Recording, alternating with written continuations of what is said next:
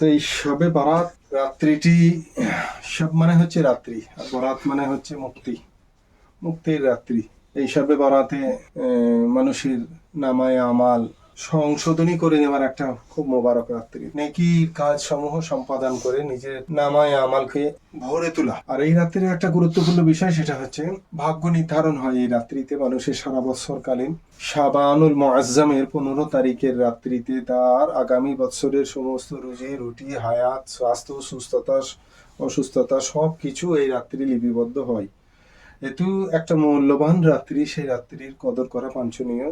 তবে এতটা কদর করে না ফেলি যে মসজিদের মাইক লাগিয়ে ডাক হাঁক করে মানুষজন একত্রিত করে আলোকসজ্জা ইত্যাদি, প্যান্ডেল অমুক তমুক ইত্যাদিতে না পড়ে যাওয়া।